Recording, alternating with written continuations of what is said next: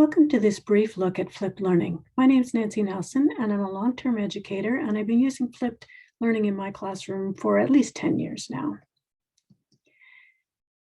Let's take a look at what flipped learning is, first of all. So if I asked you what you thought flipped learning is, what would you say? A lot of people respond and say, well, it's taking my lecture and turning it into video. So I'd have a 50-minute class, I make a 50-minute video, I post it for my students, and we're good to go. And others will say it's got to do with where and when we do things. So by flipping, we are allowing students more flexibility in where they're able to do their work and when they want to be able to do it. And it frees up some time for us as well. But neither of those are really accurate representations of what flipped learning is. What it really is has two parts.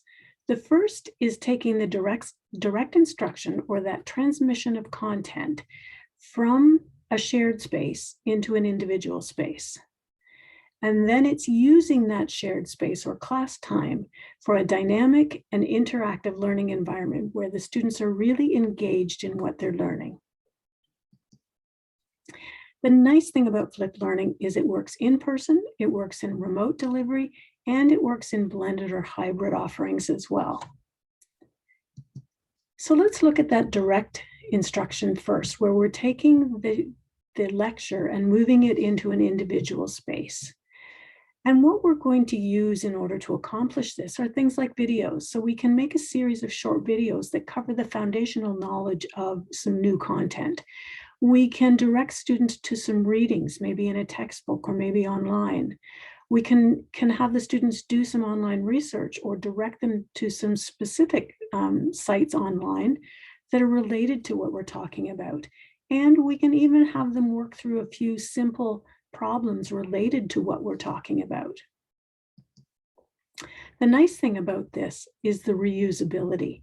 So the students can access that information as often as they need to. Then if we think about the group space, that dynamic interactive environment, what we can do now is take that time to really help the students focus in on what's important about those concepts. We give them an opportunity to apply them. We have them work together to support each other's learning, to answer each other's questions. And if they can't figure it out, to come to us as a group and say, you know, we really don't get this piece. Can you help us? All of these together really add value to that learning process for students, so we're more likely to see them come to class. There are a couple of different flipped learning modules or models. The first one is called PAC, and it's got 3 phases, the first of which is preparation. So this is done outside of class time, and this is making use of those resources before. So it's getting students ready to come into that interactive dynamic learning environment. That phase is called the application or apply phase. So this is where our students are working together to solve problems, to talk about those new ideas, and to really get a good, deep understanding of them. And then finally, a confirmation phase where students will, on their own, pull together those ideas. So it might be some homework, it might be a video that we've prepared that helps them integrate that and really identifies what was important in this particular class. The other model has one extra phase, and that first phase is called exploration or explore. And this is in class time. So maybe it's the last half hour before you're introducing a new concept. And what we're going to do here is really pique the students' interest, get them thinking about this new topic and why it's important. Then we go into an explain phase, which is like the preparation. Then we go into the apply and confirmation phase. So let's take a closer look at those stages. So the exploration stage, as I mentioned, is really trying to get the students interested. We want to hook them in. We want to really get them thinking about this content. And the best way to do that is to provide context. So let them know why this is important to them as they move forward toward their career. The second part, the explain, is where we're going to use those resources we talked about before. So a series of short videos that explain the foundational skills. Now notice I said short. Videos like this should be 5 to 10 minutes long. That's about the attention span for learners, and we want to make sure that they're paying attention during that time. We direct them to some textbook readings, web resources, and have them do a little bit of work. In that application phase, now we're into that focusing piece. We're really bringing the students' attention to the key aspects of what they're to learn. We're choosing problems for them to work on that really bring home those key ideas, and we're allowing them the chance to talk about it and actually do it in a safe, supportive environment. And through that comes some valuable learning. And then finally, we want to pull it all back together in that confirmation stage.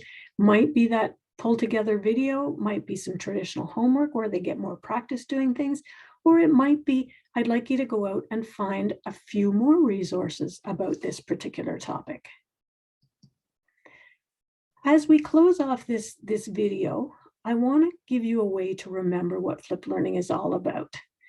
And so we're going to use the word flip. So the F stands for a flexible environment. It provides the student with some flexibility and choice. So that flexibility might be when and where they watch or do that asynchronous piece.